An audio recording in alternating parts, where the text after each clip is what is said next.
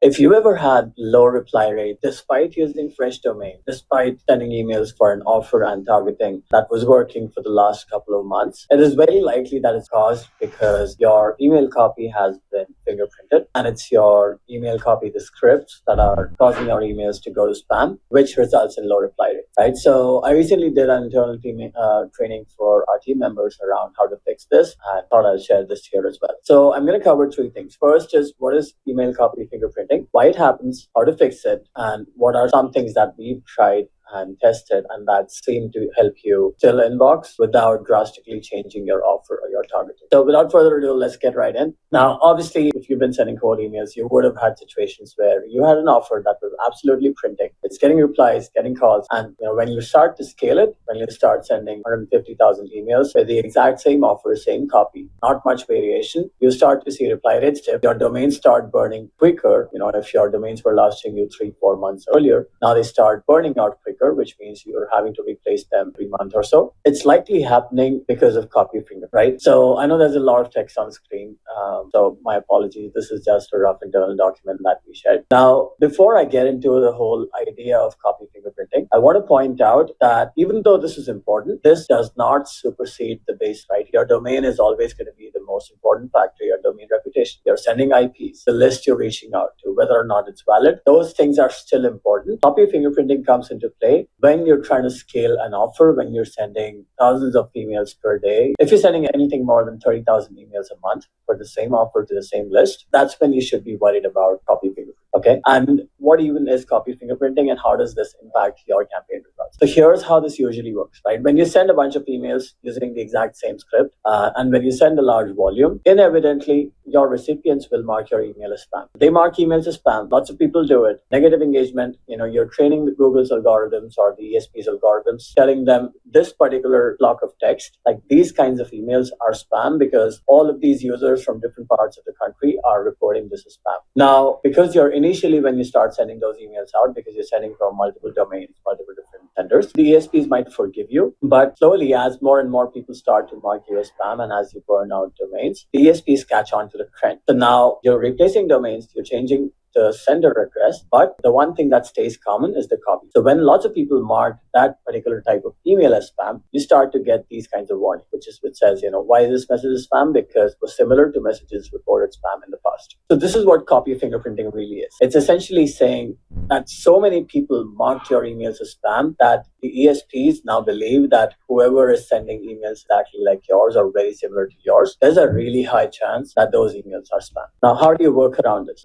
We've already gone over this. Like I said, if you're sending 30 to 50,000 emails, that's likely. Another thing to keep in mind is if you're sending really long copy without variation, there's no AI generated snippets inside your copy. There's very little syntax. Your copy is going to be easier to fingerprint. If you send super short emails, Google and Outlook simply cannot fingerprint it because lots of people are sending super short emails and it's just not enough information to fingerprint that particular piece of copy as, this is bad. Give an example. If you send an email that just says, are you available for a call? Millions of people use that phrase in there. That will never be fingerprinted as being spam. Now, when we do this internally, there are a few common practices that lead to email scripts being fingerprinted. Number one, whenever some of our team members reached out to the same list with the same subject line or the same messaging, right? So they didn't actively refresh the messaging being used and they hit the same list again. Domains burned out we've had situations where domains burned out in less than a month or in around 4 to 5 weeks because we didn't change anything about the email message. Hit the same list with the same message again. So sounds obvious, but don't do it. Then if you did not refresh or reword your follow-ups, maybe you read the first email, but you didn't reword your follow-up, that's going to lead to copy fingerprinting. That's going to lead to your domains burning quickly. And if you did not include any syntax in your follow-ups, many people, they heavily syntax the first email and they don't include any syntax in their follow-up, right? So that could also lead to.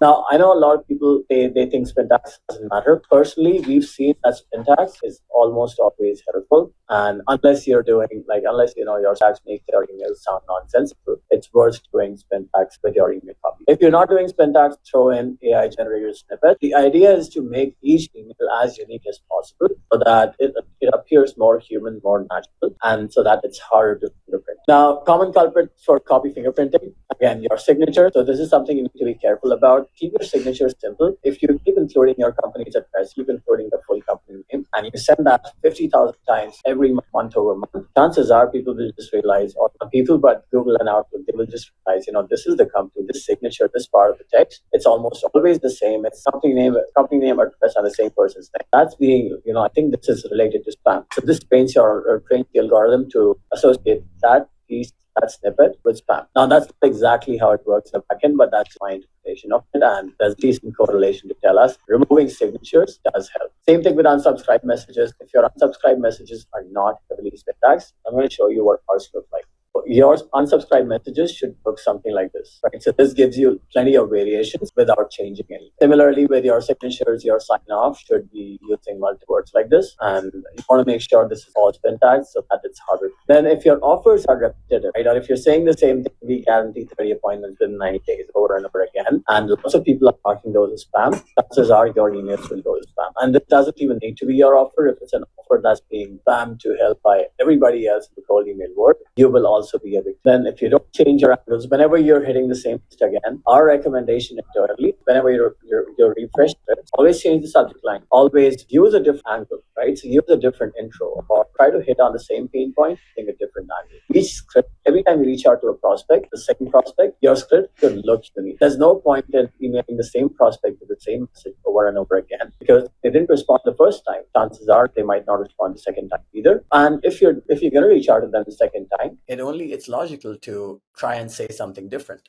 right? So switch up your angles, don't use the same angle for intro. Lack of variables, again, if your script uses variables, all of this, variables, syntax, and AI snippets are part of the same equation, which is making each email unique. Or they all contribute to the same thing. And like I explained earlier, emails longer than 70 to 100 words are way more likely to be fingerprinted. Ideally, you want to keep your emails under 40 to 50 words, especially true if you're sending to Outlook. If you're sending to Outlook, keep your emails super short so that, it's just with cold email, one principle that has helped me a lot whenever it comes to deliverability, and even just cold email success in general, is less is more. So try to minimize wherever possible. And these 8 things are really what you need to be doing to make sure your campaigns are not failing. I'm going to copy this checklist down below so that you can use it and share it with your team or take advantage of this internally. But this is how we handle the refresh without having to change the offer. And this is how we scale our winning campaigns. If you have questions or comments, leave them down below.